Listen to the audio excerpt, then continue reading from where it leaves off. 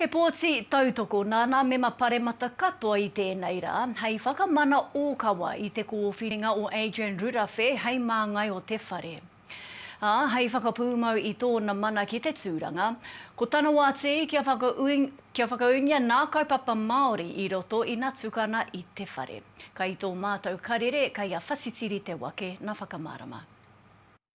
Ko oti I te whare māngai te kōwhiri I a hau hei mana whakawā e ai ki tau tono e te hiranga. Kua mana. Ka nui te koa o tōku ngākau ki te whakamana I te kōwhiringa a te whare māngai I a koe. Kua ōkawa tā te kāwana tianara tā Cindy Kiro tohu I a Adrian Rurawhe hei māngai o te whare paremata o Aotearoa. Ki te whare pāremata I tēnei a tātatū mai ai tana whānau piripono ki Te Hāhi Rātana, hei tā Rurawhe ko rātau ētahi o ngā tino o tōna ao.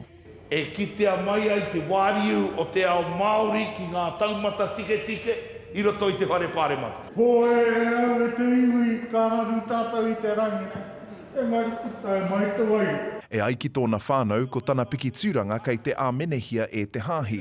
Ko te whakapūmau o Te Hāhi, ko Tahupōtiki Wiremu Rātana I mōhiotia ai ko ia te māngai. I nāia nei, ko Rurawhe te māngai o te whare paremata. E maone Adrian I ngā kaupapa e rua I waihotia a mātou tupuna Rātana mō te whānui.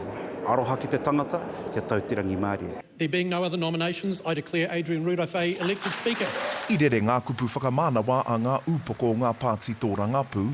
What a day for you, what a day for Te Ao Māori. To rise on behalf of Te Pāti Māori, to rise on behalf of the people, the whānau of Te Tahupōtiki, to congratulate you e te tungani. Mā te māngai o Ihoa, te māngai o te whare e tautoko. On behalf of the National Party, I would like to also offer you our warmest congratulations on your election to the speakership. He mihi nui mō te pōtaitanga o te wā. Ko te kohe te tuatahi I tuku kia Gaurav Sharma mo tōna kore aro ki te kaupapa kia tuku I te reo mihi ki te māngai hou. I stand, you sit. Sir.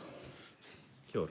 I ki taurangi ia ka whai wāhi mai ko ngā kaupapa Māori I roto I ngā whakahaere o te whare. What point would it be to have a Māori in that role and not bring kaupapa Māori to it as well?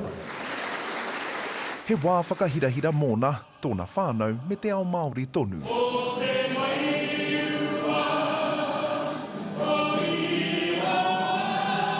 Hei āpōpō ka noho ia I te tūru, te Māori tuarua I taua tūranga I te whare paremata. The House stands adjourned until 2 p.m. tomorrow. Whatitiri te wake, Te Ao Mārama.